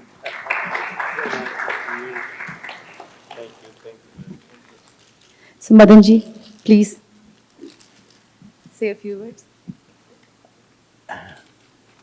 I was introduced to mining in 1979 when I first time visited Northern Ontario, was introduced to Inco mines. I can keep on going and covering 80 years, it will take me a long time, but let's leapfrog forward to today. I got interested in gold because of my friend here, Frank. Frank and I have been talking about for last, what, 5 years, 7 years? Oh, sorry. We have been talking about for last 5 to 7 years how we can connect the fat Indian golden weddings where they display all that jewelry and gold to connect it with the gold produced in Northern Ontario. And we have gone around and we said, okay, let's make a documentary. Start with the wedding in India and bring it back to the gold mine in Northern Ontario. And it's a dream research project which Frank and I are still debating how to put it together. Coming to today's presentation, if you look at that's not my first slide. Yeah. First slide is India imports. Next slide. India imports $58.4 billion of gold in year 2021. That was the second largest importer of gold globally. I think they were behind China. More information, you can click on that website and you can read it for weeks and months and you'll not get tired of what is in there. Let's go to the next slide. This is for my friend coming from J&K. I had a chance to meet one of the Minister of Mines representative during PDAC, and I asked them, I want to buy a concession so we can get into lithium mining. And it's a long story. The concessions, in his opinion, will not be available until next 3 to 5 years. Next slide, please. Opportunities in Northern Ontario. There's a website. You guys can click on it, and from gold, silver, iron, coal, all kinds of mining opportunities. And you can read it till cows come home, and the opportunities won't finish. So there are many opportunities on both sides. Next slide, please. This is a gold conference I attend for the last 2 years we have not traveled, but I attend every year. And if you are in any of those areas like gold mining, refining, banking, storage, etc., they put in a very good information session which is relating to the Indian scenarios.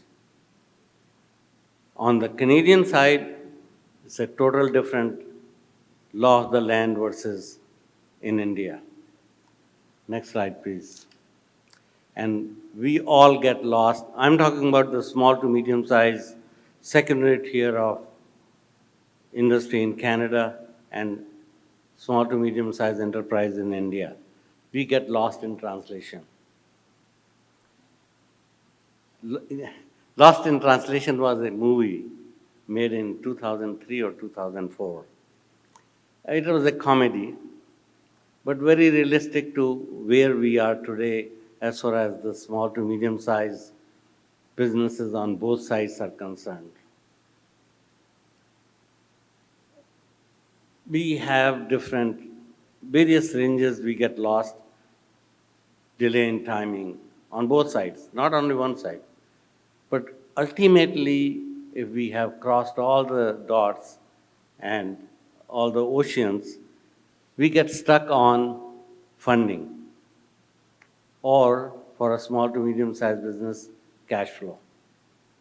Until we bridge that gap, it's very difficult to bridge the two sides on small to medium-sized initiatives, actions, or partnerships. So that's where I've been spending last 17 years I've spent trying to figure out how to put the two sides together. It's not easy, but at the same time, if they are both willing, it's like getting married. You need to find it, you need to nurture it, you need to court it, you need to go through step by step, but still it's up to the two partners if they want to get married or not. And ultimately it gets down to if you can satisfy on the Indian side the families, which have a lot of say, and on the Canadian side, individuality. So again, it's law of the land. I think that's where I put my stop to my talk. The sectors we are involved in are in health services, mining, renewable energy, enabling, and drone technologies. Thank you very much. Thank you so much, Madanji. I wish we had lots of time and we could hear you speak on and on and on. It's very enriching listening to you guys. Thank you so much. So we will begin our panel discussion at this point. So how it's going to work is I'm going to ask a question that is relevant to your field, and you will have 3 to 4 minutes to answer those questions. I'm sure our audience will be delighted to hear your views on those points. So, thank you. So our first question goes to Jagdish ji. Jagdish ji, as an expert in this industry, I would like to ask you to shed some light on the differences you notice in the work culture in the mining industry among different continents, and how does it impact the safety and productivity? Thank you.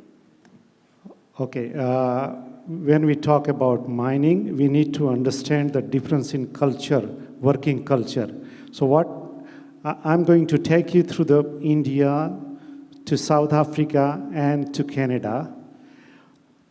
In India, the industry was focused for the employment. It was a public sector. And the focus was not on the profit making, but it was an employment. So safety was very good, and nobody got hurt during my career in 6 years.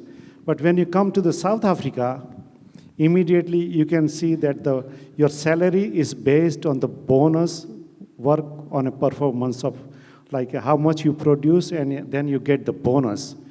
So in South Africa, people try to hurry up and get hurt themselves.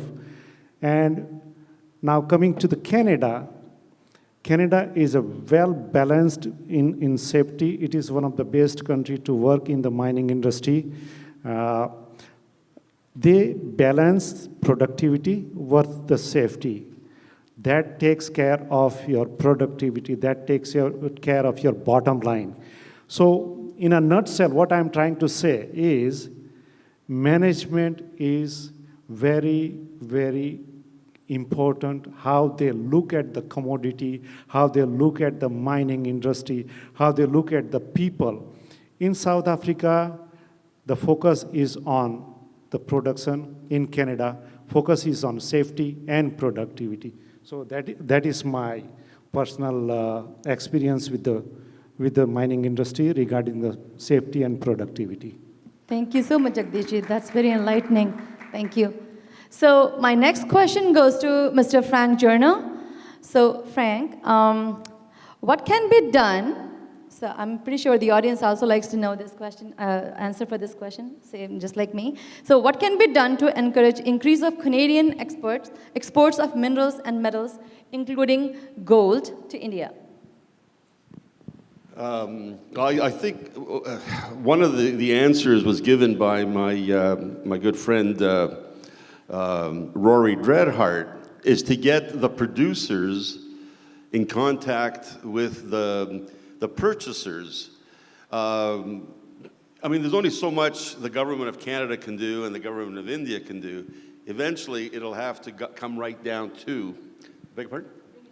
Bring it closer? How's that?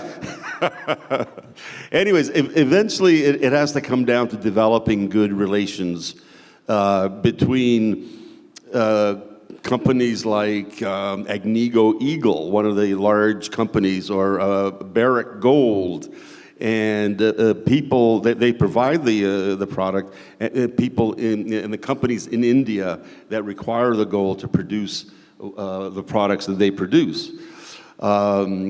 So organizations like this, having these type of events, PDAC, the Prospectors and Developers Association of Canada, which brings together mining producers, purchasers, investors, all in one, convention center for about a week. Sometimes up to 25,000 people come. And we got to keep doing that and build those links so that there's a supply that's reliable, that's of good quality, that meets the need of the suppliers in India. Yeah. Hoping to see a big jump in our export to India now. Thank you so much, Frank. My next question goes to Manisha ji, who is our only panelist here on the agriculture side. So Manisha ji, my question to you is, how can we ensure food security in the face of climate change and other global challenges while also promoting sustainable agriculture? Thank you. Thank you. When you talk about India, and I'll go back a few years, for the longest time, the thing that the government in India wanted to do was ensure that we had enough crop. Because we were importing a lot, we still are dependent on imports for so many crops. But at this point in time, with the kind of MSPs, or the minimum support price support, that is given to the farmers, there is enough crop now. The second step that the government took was ensuring that the farmers' income was doubled. That has been going on for some time now. The next step that we've seen come in is, because there is so much dependence on crude oil imports, the other thing that we've done is blending of ethanol. So while we are talking about food security, we're also looking at sustainability in various other areas too. You are here for renewables. I'm sure you would want to add to this. So 20% blending of ethanol was put in out for 2030, which has been preponed to 2025. And we do understand that with this, the sugar mills are doing quite well. So when you look at various sectors and when you look at food security with various schemes that the government is running, whether it's about irrigation and whether it is about PDS schemes, the PMKGY, so there are various schemes that we have seen run at the same time. COVID did show us on what governments can do in sense of protecting. We saw a lot of protectionist theories and steps also start to come in. But right now, the way I see it's more about collaboration rather than competition, is how we've seen various countries move on, especially India definitely seems to be doing that. So that comes on the food security part of it. As far as sustainability goes, well, we have seen a lot of investments go in. There are various measures, various schemes, various support that the government of India seems to be giving in right now. New investments seem to be coming in. We have to understand that there's as much pie of investments that would come in. So either it comes in what is already existing, or it goes into new sustainable, renewable energy. And that pie really seems to be going into the new renewable part of this. So, in conversation with various countries, various officials that we see coming into India do tell us that the kind of schemes that India as a government, the Indian government has run in, does look like is in right direction. But also a point that he said earlier, and I want to make a point of that, there is as much the governments can do, because they can do in sense of policy and measures. Much of the trade, whether it's about gold or agriculture between countries, happen within big corporates. So that is where the major push comes in from. So basically, we are looking forward to a very Atmanirbhar Bharat, a self-reliant India in the field of agriculture as well. Thank you so much, Manisha ji. So my last question to Mr. Madan ji is,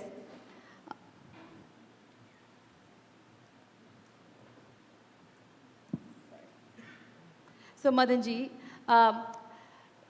we came up with a question for you, which is, why there is no transaction between gold produced in Northern Ontario and India, while India imports almost 54 billion globally?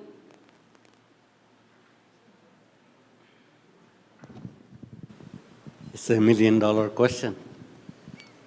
I think I go back to the movie I saw in 2003, Lost in Translation. We need to find out from both sides what's missing. I mean, India is importing second largest importer. We are the fourth largest producer. But what is missing? If the jewelry demand in India is so high, the gold production in Canada is so high. Is it the policy on the either side, duties? The biggest, I think, in my personal opinion, is the money. If you have to buy, let's say, few tons of gold, you need few $100 million. And if I'm going to be selling my gold to you, I need to get money before I hand it over my gold to you. Now, it's up to you how you transport from Canada to India. That's another risk. Now, once it reaches India, import duties, etc., all that has to be considered, but still, it does not make any sense to me personally. I'm the fourth largest producer, and you are the second largest importer. So let's put our heads together and find how we can make it work. So I don't have the answer to that question. Can I just word this, because I have asked our editor here, let's put our heads together to raise it to the Minister of International Trade in Canada and Mr. Piyush Goyal, who was here, and it's actually his initiative that Mr. Naresh and Prashant asked me to come to this meeting. And I'm thanks to both of them that they invited me. I'm very happy. So we have to take these questions to both the ministries. So Manisha, you wanted to shed some light on this, right, Manisha? I only wanted to turn it around to you again, Madanji. For India, just representing, because we cover this on a day-to-day basis when it comes to gold, because we are the biggest buyers right now. So India has opened it up in so many ways. Gold is imported into India via designated banks, designated authorities, SEZs, and now jewelry houses which have a certain amount of jewelry business or turnover can also import gold directly. And then we have IIBX in Gift City, which also imports gold and trades in dollar. Is Canada looking at all of these options right now?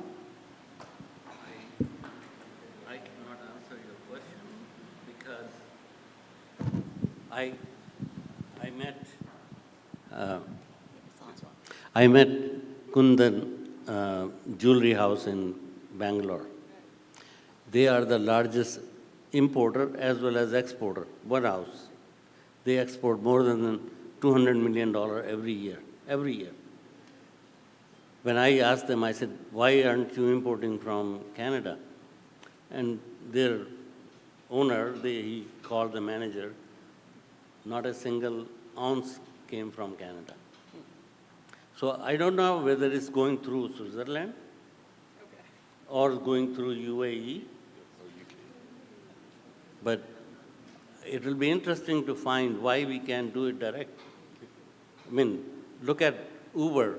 It creates job for you while you are driving your car. Why can't I do the same for gold? That's another question. See, I heard the word jewelry, right? So I could only hear jewelry, okay? So more import is good for us, right, ladies? Right, everyone here? Gold jewelry, who doesn't like that? So thank you so much. I would now begin our, so first of all, thank you, panelists. And our audience has certainly gained an insight into the agro and mining business industries. And I also want to thank all of you for coming out and joining us today. If you have questions and you need further information, please contact our board of directors, and they will certainly be very happy to connect you with our panelists or the other experts. Now, the floor is open for question and answer, but we want to invite our media partners first to ask the questions from our panelists. Thank you. Rakesh ji, go ahead.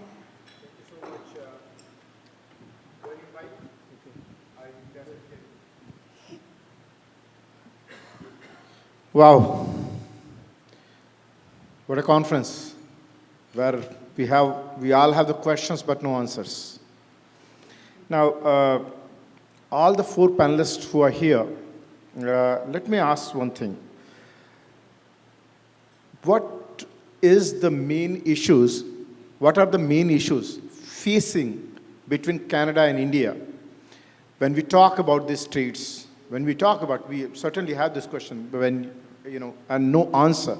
But seems like there is something deep down. So let me, I'm forgetting your name. Frank. No, your name is Frank, beside. No, between you, the only lady. Manisha ji, India has seen certainly the farmers' agitation. Canada has the same policies, and which government of India has prescribed it. At the same time, a lot of things, and even the Indian government has to withdraw the whole law passed by the parliament. And you are here, you are representing the agriculture. Okay. So what's your take on it? Why it happened? And what India can benefit from Canada?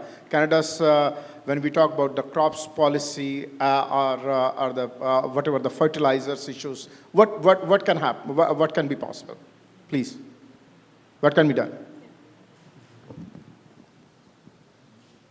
So one thing I can tell you is you cannot put me in a corner asking me about those 3 policies. I am definitely not going to comment on that. It's not in my place to comment on that as well. It's all been out in media there. But as far as India and Canada go, and I can tell you this, and almost everybody's mentioned on how rich Canadian farmers are. You know, I'll tell you something. A lot of times when India wants to import something from Canada and we are in shortage of some commodity, we do not get it from Canada at the price we ask for.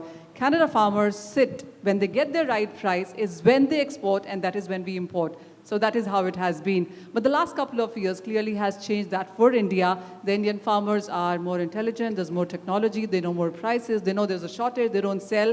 You know, there have been pictures in Indian media where the farmer is sleeping outside his house because his house is full of cotton, because cotton prices hit an all-time highs. So there's a lot of change, there's a lot of information, knowledge moving around into the market.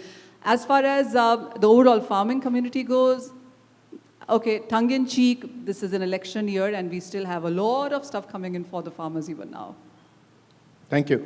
And let me ask Mr. Jagdish Patel. You have mentioned it very clearly, and you're a specialist in when you talk about the safety point of view, okay, and which Canada, when we talk about laws and protection of the laborers, India somehow lacks it, not at that level compared to Canada. What Canada can provide to India, in your view?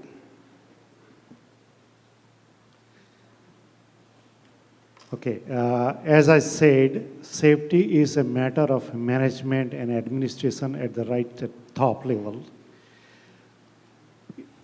So when the management in India, when I compare with the Canadian management, there is some type of lapse in the training, some type of lapse in the supervision, some type of lapse into the engineering design. The design means there is a loophole. In Canada, there is no loophole. You have to comply with the regulations. You have to comply with the standards. You have to do the best practice, which is not in Canada. which is not in India, Yeah. okay? The second thing is very important compared to the safety. One life lost in Canada is too many. Too many, yes. Compared to India and compared to the rest of the world. I'm not going to name the country, but there are countries that they don't worry about the human losses. Whereas in Canada, just for a one person, if somebody get hurt or if somebody get lost their life, the entire ministry, safety ministry, get up and down just for a one person. And you will see the investigation goes down right to the bottom, and they find out if there is a need to change the regulation, management will be held accountable for any kind of fatal incident. So that is the difference, and that India need to learn. If we are a stakeholder of we start something in India, invest in India, we will be accountable for. So we have to learn, and that is the technology, or that is the skill we can transfer to the Indian mining industry. Okay, thank you. And Frank, well, there are 4 panelists. I have to ask everybody. They are all.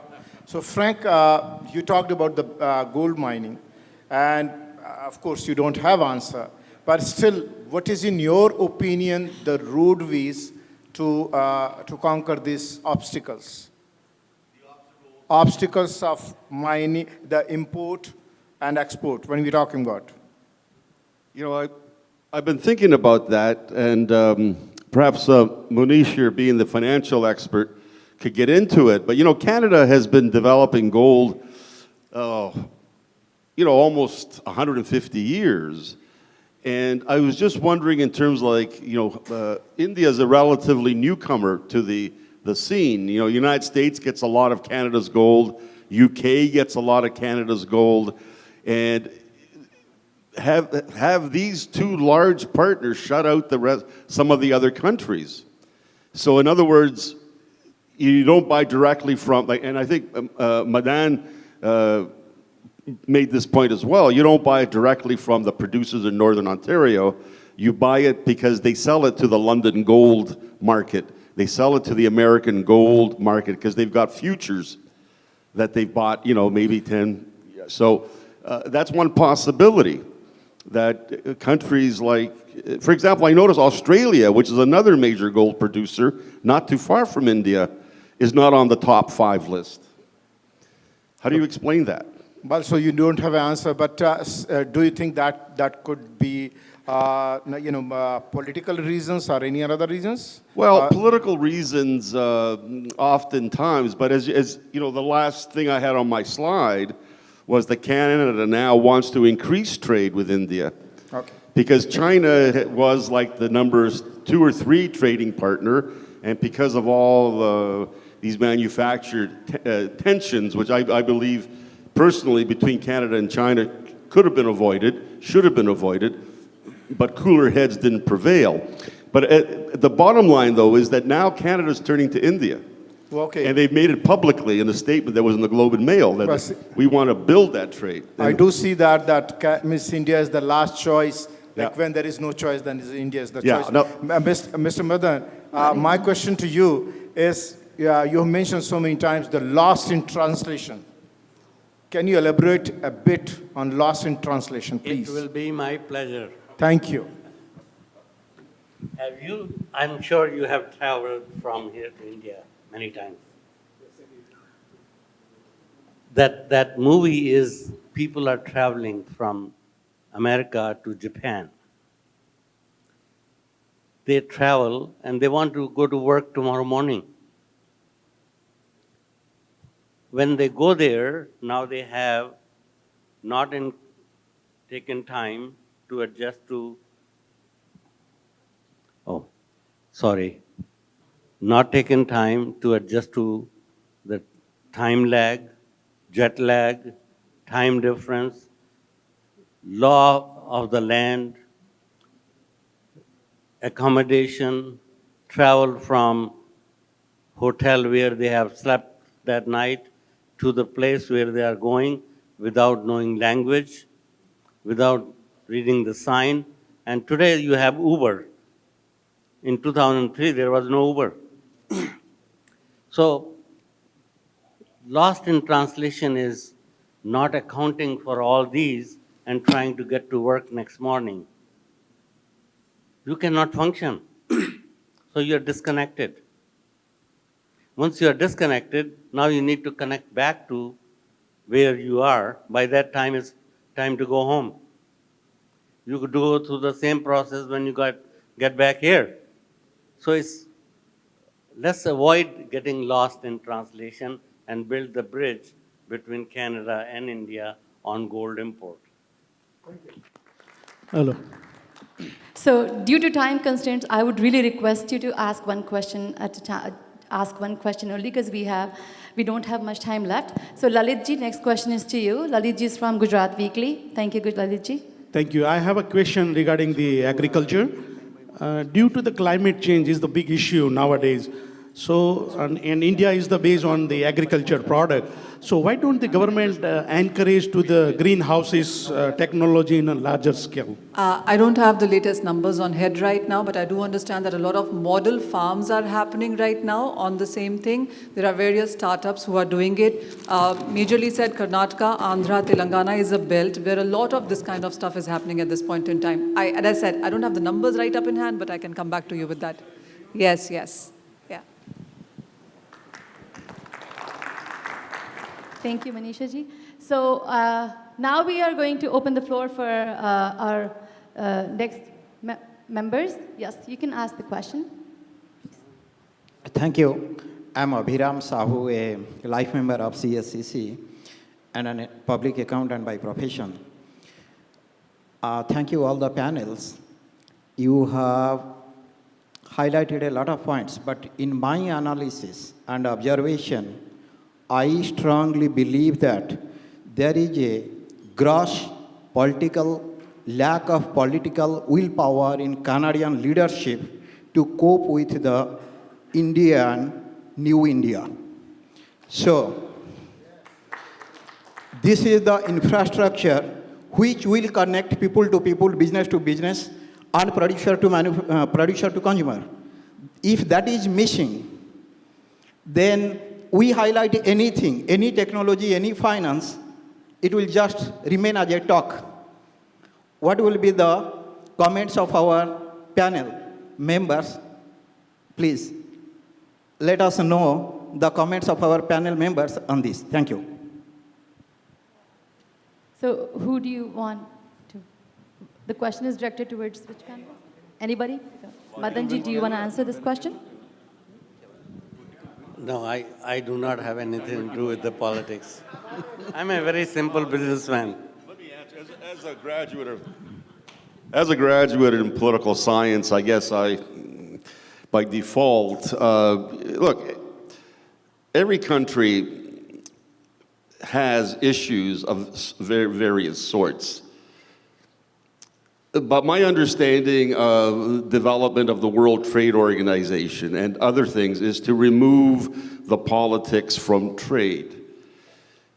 If a country needs certain services and supplies, and we've talked about the mining industry, and India has come to Canada, has come to Ontario, to Timmins, to connect with the mining supply and services, with the mining engineers and constructors, that need should be fulfilled directly. But you cannot hide the fact that there are politics, and politicians playing to the wave of the day often may drag their feet.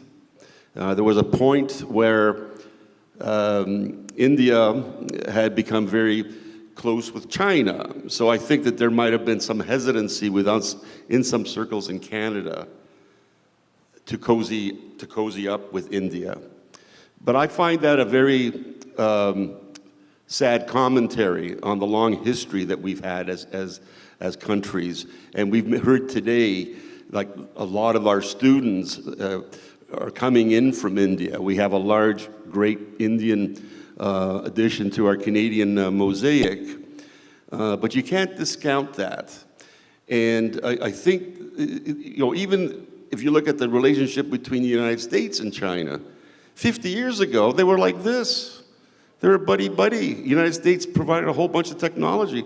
Last 5 years, for some silly reasons, the whole thing reversed. So you can't discount it.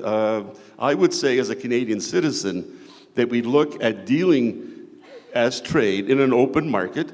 If someone needs the technology, if someone needs, in India, needs to know how to build deeper 2-kilometer mines, that someone from Canada, like cementation, could go and provide that without the politics.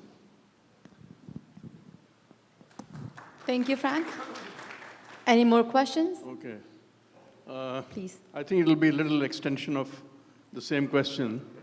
I think he mentioned the political will. I would say the political climate, which is very, very important. Right now, if you see the situation, what is happening here and all, I don't think there's enough confidence between the two governments to work together. Unless that is not bridged, I don't think if they come together, I think you can easily double your import and export once they have that kind of feeling, which is very, very important.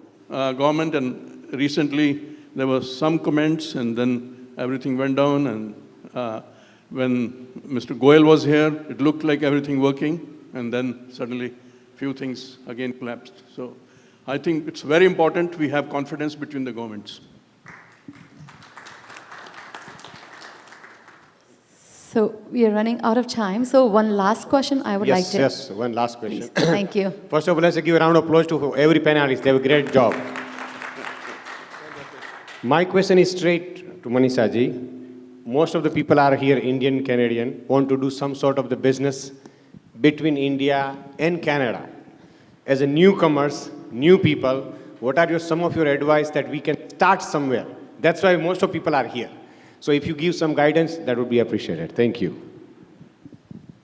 Again, not in my place to give a guidance. You guys are really up there. But, you know, a couple of things and an opinion here as well.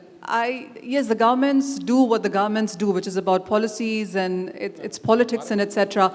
But we have seen that when trade happens and when delegates come to India, it's businesses meeting businesses and agreeing to something. As I said when I did my opening statement as well, that we have seen UAE, Australia, Singapore, and me as part of media as well have been, even when we go to the G20, which is happening right now, yes, we do see Canadians there, but we see more of other countries, way more aggressively.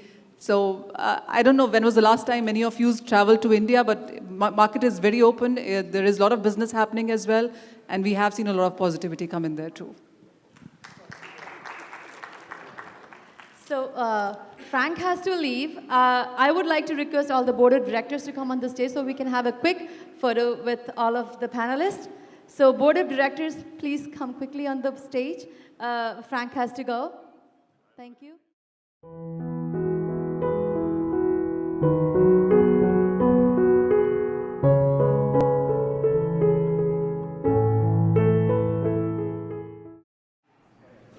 Many of you know me. If you don't know me, I'm Ajay Shah. I'm a business person here in Canada. I work with a lot of communities works. Today I want to talk about, we are working now to make a first Hindu school. You may have seen a lot of Jewish school, Islamic school, Khalsa school. Why not we don't have Hindu school? And that's the reason me, Naresh Bhai, there are some of our community leaders are lately working very closely and trying to put the political pressure on the present government and trying to get the land.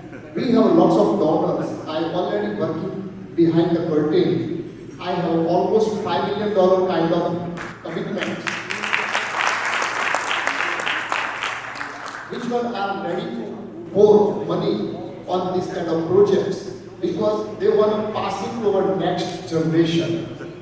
Right now what happening, only this responsibility we have left to the temple. But how many people are regularly every week going in a temple or taking your kids? Yes, we are going in temple. Now question comes, how many kids we are taking to the temple?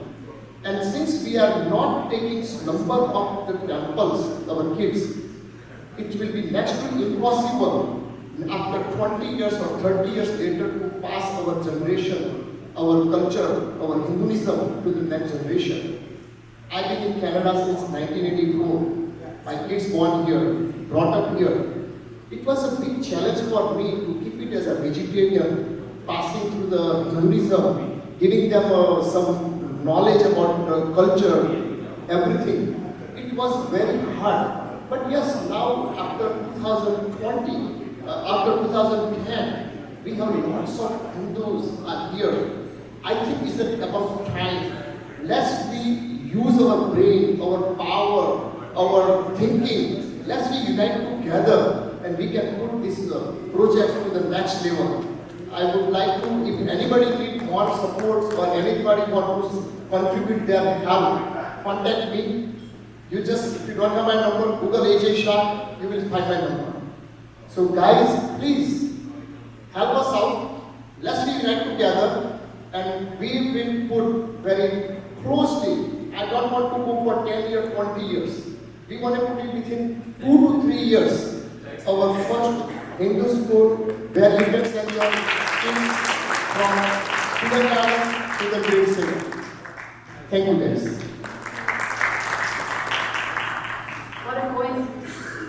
What a coincidence. Yesterday I was talking to Maharshi about the same thing. Being a teacher, it was always my dream to open a Hindu school in Canada, actually in Mississauga, Toronto or Brampton. Not for profit, to support our children, to support our families, to support our Hindu cause. And what a great timing. So thank you so much. I'm going to contact you. I want to request our member and teacher, this Hindu school matter, so teacher give okay to the Ajay, who is going to be pioneer for the Hindu school. Thank you. And one more request Ajay ji, he can, if possible after a month or two, one date, and we just meet as a community, the person who is interested in that, and from that we start. Sure. Definitely after 1 month we will make a small gathering in a neutral place where people don't feel that's otherwise I don't mind to invite everybody in my home. But if somebody says that this is not the place, definitely we will choose any neutral place where we can be together, where you don't have to worry about it. I am not supporting any particular faith of Hinduism. We just anybody using the home, they are Hindu. That's the value.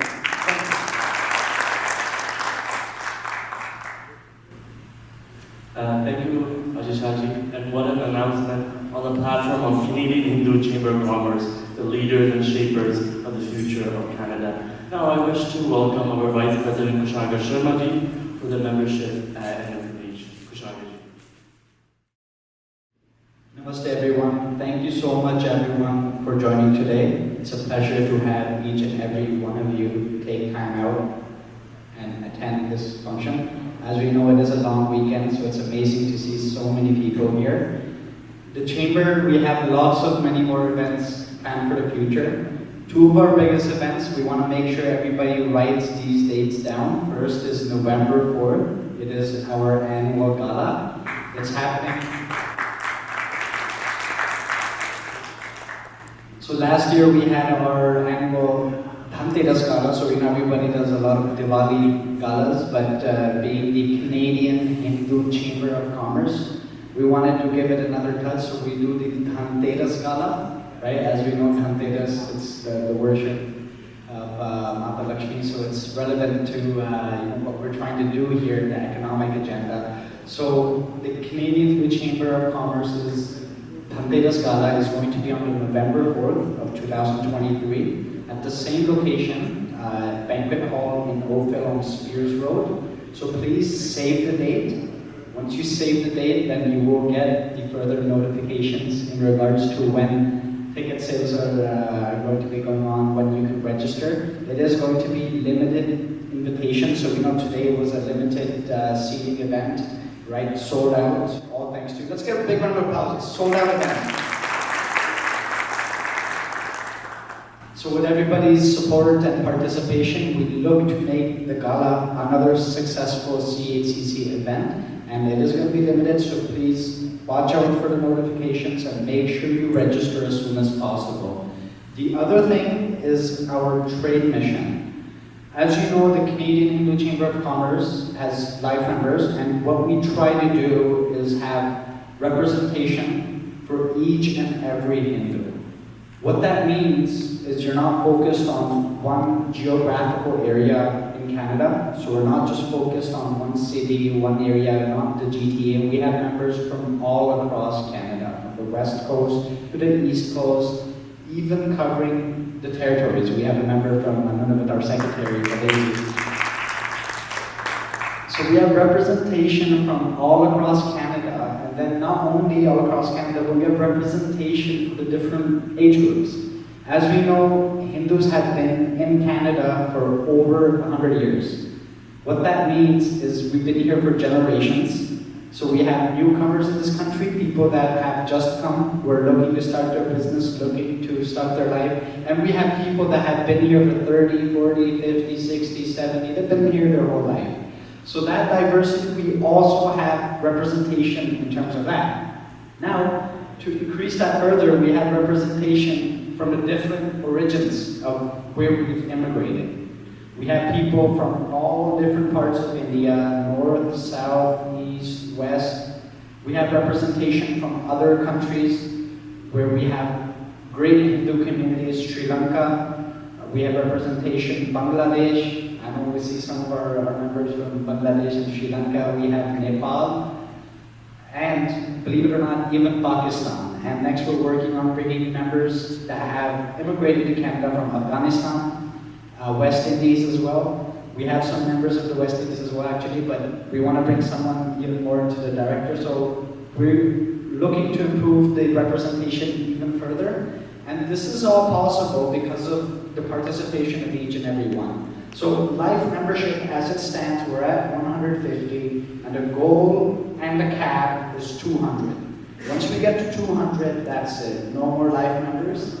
So it's limited opportunity, limited time opportunity. If you want to be a life member, please come approach any of our directors. You'll get more information. If you want to become a life member, please come talk to me. I will gladly share all the details of the process, everything. And once we get to 200, that's it. It's a limited time opportunity. We have to work on growing the organization in other aspects. So aside from our life membership, which is the most prestigious membership, we have our annual membership as well. The annual membership is renewable each year, and I can see lots of people here that are annual members as well. So that annual membership renewable each year, so if you don't want to be that involved or you cannot give that much time or that much effort, then annual membership is the membership to go. If you happen to be under the age of 25, there's another position in CHCC, which is youth membership. So we see Vedanshi MC doing a great job. She's a youth member, right? She's under 25, but she's involved with the community. Let's get a big round of applause, actually. She's done a great job today. So our youth membership, another one, if you have family that want to be a youth member, let's get them involved as well. We need the youth here. It's the way to grow. We talked about the Hindu school. The future will happen. The future will be bright if we make an effort to make it bright.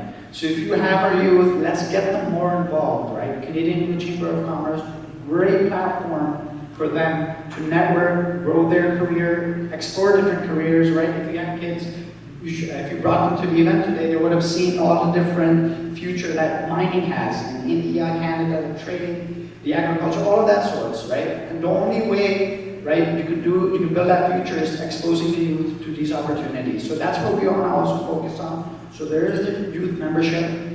If you want to get involved in another way, you have another idea, please contact us. We want to grow this organization and ensure that we give representation to each and every Hindu that lives in Canada, no matter where they come from, no matter what they do. There is a place for you in the Canadian Hindu Chamber of Commerce. So please spread the message and let's grow this organization together. Thank you so much, everyone.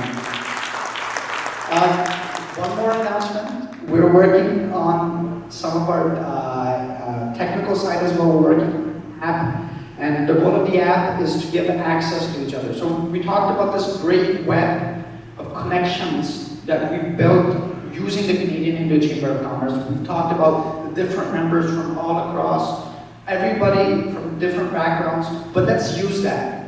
Let's connect with each other, and to utilize that, we have Vijay, our director. He's going to be working on the development of an app that will help utilize this connection and help us help each other and gain from one each other. So let's give it up for that. Like I said, if there's any other ideas, any other way we can help this organization grow together, please let us know. Thank you so much, everyone.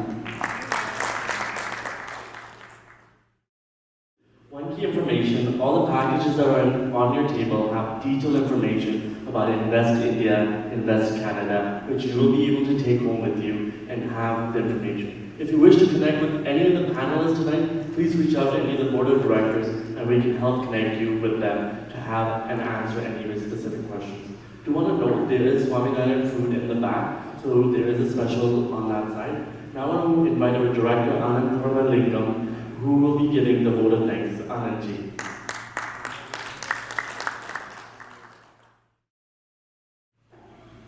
It is a distinguished guest, phenomenal guest we have right now today. It's amazing people that I've networked with. I'm proud to be one of them. Thank you very much.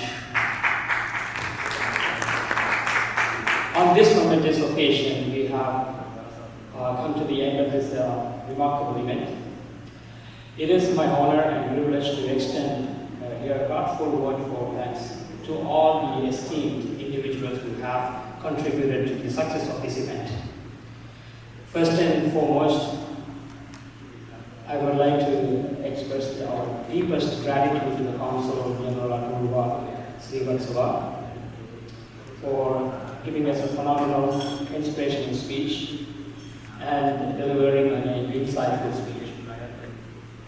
Your words have inspired us and reframed the strong bonds between India and Canada, of course. We appreciate your unwavering support and commitment to the fostering bilateral relations. Also, we would like to extend our sincere thanks to the Member of Parliament, Kyle Seaback, for sharing his valuable insights with us. His presentations and presence and speech have been added great significance to this event. And we are grateful for your dedication to international trade and your support for our community. A special appreciation goes to Mr. Rory Dreadhart for delivering an inspirational speech, presentations as well. Your expertise and contributions have enriched our understanding of the topic and sparked valuable discussion. I would like to extend our heartfelt gratitude to our esteemed panelists. It's really great. It was radio informations. It's one of the phenomenal panelists that I have met them today. Madhu Chawla, Frank Giorno, Jagdish Patel, and Manisha Gupta. Thank you very much for having me. Your perspective and experience have brought depth and diversity to the discussion, enlightening us all of us, definitely. Thank you for sharing your valuable insights with us. We extend our appreciation to the core event planning committee members, Manisha Srivatsava, Dharmesha Patel, Divani Joshi, Meena Patel,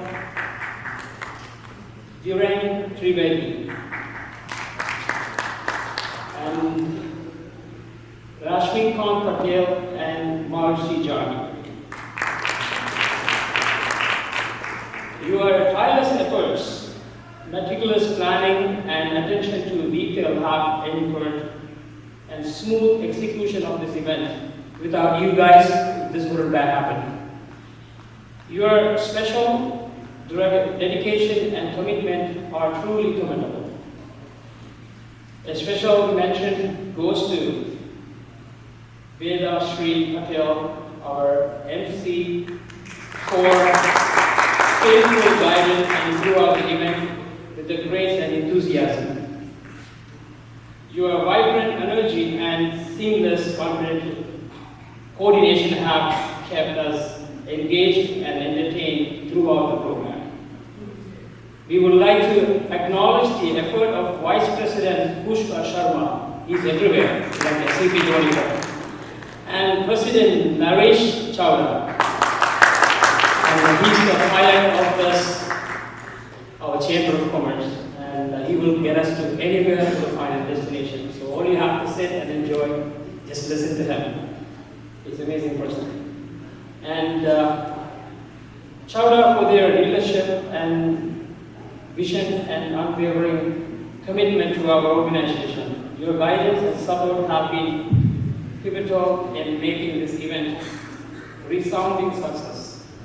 Lastly, we would like to extend our gratitude to each one of you who has attended this event. Phenomenal audience, thank you. And your presence and participation have made this gathering a truly memorable one. To all the sponsors, volunteers, and individuals who have contributed their time, resources, and support, we extend our heartfelt thanks. Your contributions have been instrumental in making this event a grand success. On behalf of this entire organization committee, I express our deepest gratitude to each and every one of you for your invaluable support and for being part of this momentous occasions. Your presence and contributions have made this event a resounding success. Thank you all, and may you continue to be a beacon of inspiration and goodwill in all your future endeavors. Thank you.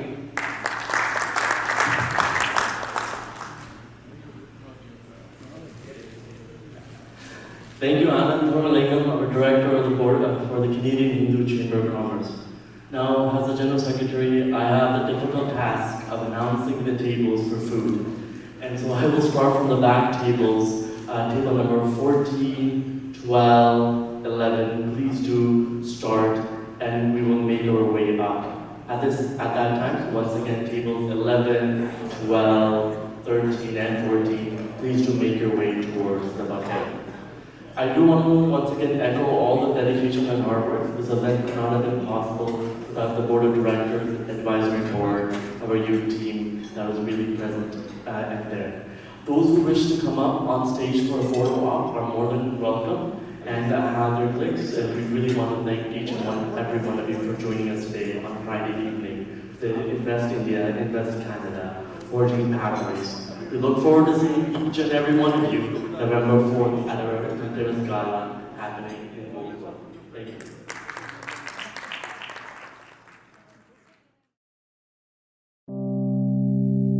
you.